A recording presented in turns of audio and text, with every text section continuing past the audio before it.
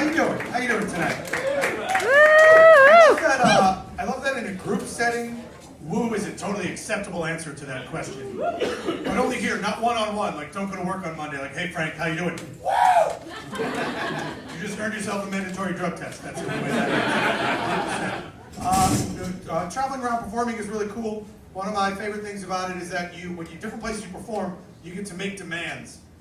In music, they call it a rider. So some bands will be like, we need 8 bottles of vodka, or like a bowl of just green M&Ms. And I have always had one of those. I will not step on stage unless that stage has a tinier stage on it. Never have. They had to get a carpenter before the show came on. This wasn't here. I was like, oh, guys, where's my tiny stage? I'm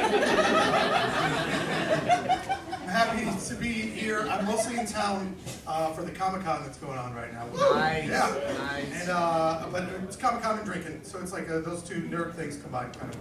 I was the other day, afternoon drinking at that place, Carousel Bar, because I guess you have to. And you go around in little circles, and as we were going, we were sort of being bumped by dudes behind us who were taking up room, but they were all, like 25 of them, suit-wearing businessmen who had their roll-on luggage, like, parked in the corner. That's the least badass thing you can do in a bar. Like, when the bar fight breaks out, not a cool look to be like, oh yeah, man, fuck you. Out of here. I do stand up a lot, but it's not my full-time job. My day job, I write jokes for really, really dumb TV shows. Right now, I write for this show on a channel called True TV. If you don't know it, the channel is basically like if you fell asleep on your remote, the channel thing kept going up. And you slept like 47 minutes and then you woke up. That's True TV, that's where it's at. And the idea of the show is that we're supposed to like say a fact, an interesting fact, and then do like a little half jokey joke about it. But we're a room full of comedy writers, so what we do is we go, oh, that fact isn't interesting. Let's fabricate a completely new bullshit fact, and then we'll do a 9-minute sketch about it, and we wonder why our network, True TV, gets upset. We have no idea. Just shaking our fist at the sky, damn you, True TV. Before that, for years, I wrote hidden camera prank shows, mostly. I wrote a show called Betty White's Off Their Rockers. It was a nice show, it was a fun show. That's how you know you're getting like the most cutting edge comedy here at the Always Lounge. I wrote the jokes for that 93-year-old lady, let's get him down here. I was, no joke, like I was having my haircut just before this, and my barber was asking me like what I do, why I'm out from LA, and I told him I mentioned Betty White, and he just went like, she used to be so fucking hot. Really? First thing you think of, that's it. That's what popped in your crazy barber brain. A lot of the shows, though, the hidden camera prank shows that I've worked on are American adaptations of British shows, which means that technically my job is comedy writer, but really my job is just to tell our British producers, oh, we can't do that because someone will get shot. Every time. They'll come to me, they'll be like, we've got this great bit, we used to do it all the time back in the UK. Here's what we do. A guy's gonna hide, he waits for a stranger to walk by, and then he jumps on his back and he rides him. We time him, so I'm gonna ride him for, that's what we do. That's the bit. Nope. I'm in South Central Los Angeles, you're not gonna do that. That exists somewhere on the spectrum between lawsuit and shooting, but it's definitely, that Venn diagram is crossing. Like, have you heard a Snoop Dogg song? Those are documentary songs. That's the point. What I'm trying to make. I'm happy to have a job at all, though a lot of people don't have a job or hate the one that they have. A friend of mine recently was complaining about her job, and at one point she was like, well, maybe I'll just quit and become a high-priced call girl. And I was like, ooh, you know the market determines that. You don't get to just declare yourself a high-priced anything.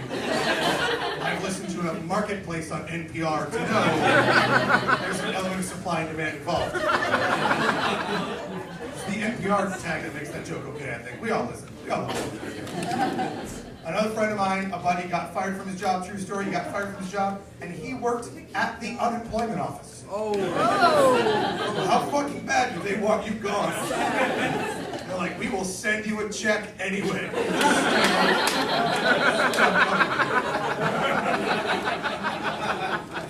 But whenever I work on all these shows, and then it's kind of like freelance in between, so every time one of them stops, I get real depressed. But basically the way it works in Hollywood is someone has an idea for a show, they decide to make a pilot of that show, they hire me to write that pilot, and then they decide just not to make the whole thing at all. It's a big plug with my name on it, they pull. And every time that happens, I get real depressed, and I just lay in bed. And last time, earlier this year, I got depressed, and so I watched Friends on Netflix.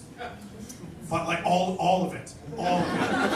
It's 292 episodes. And I watched it in like 5 weeks, like 14 episodes a day. And I learned a couple things, and that is, that show's not particularly good. And I don't particularly like that show. That's just how my depression chose to manifest itself. Like, what I learned is that even my rock bottom is just bland and uninteresting. That's it. It would be like going to rehab, but just for Bud Light. This first day of rehab, they were just like, "Hey Bob, why are you here?" And Bob's like, "Oh, I used to inject a dude's dick with heroin and then suck his dick to get the heroin out." And they're like, "TJ, why are you here?" And I'm just like, every couple of weeks I'd go to like a barbecue and I'd have like 2 Bud Lights, take an Uber home. Nope. I did it all. When I was out of work, my car stopped working at one point, and when I went to start it, it wouldn't start. And I was with my friend, and she was like, "Well, pop the hood and see what's wrong." Like, that's a thing I could do. But she's a girl, and I wanted to impress her, so I popped the hood, and I walked around the front, and I pretended to look around, but really what I was doing was just kicking some leaves that had fallen, and sort of contemplating the passage of time. Like, if I pop the hood to see what's wrong, and I don't see an actual mischievous gremlin pulling wires, and wearing a shirt that says, like, "No, there's your problem," I don't know. Right around that same time, not even a joke, someone stole all the doors off of my car. Like, I walked out in the morning, and my compact sedan was just now like an open-air Jeep situation. So I found a junkyard that had doors to match my car, and I was driving to go buy new doors in my open-air Jeep. And the guy pulled up next to me at a stoplight, and he was just like, "Great idea, man. Save on air conditioning, less gas, genius." And then he pulled off, just thinking he had paid me a giant compliment. Like, in his mind, I'm okay with debris flying through the cabin at freeway speeds. If it's going to save me a couple dollars in the pump. That's what he lived the rest of his life thinking was happening to me. Guys, it's been fun. You got your headliner coming up today, so thanks so much for having me.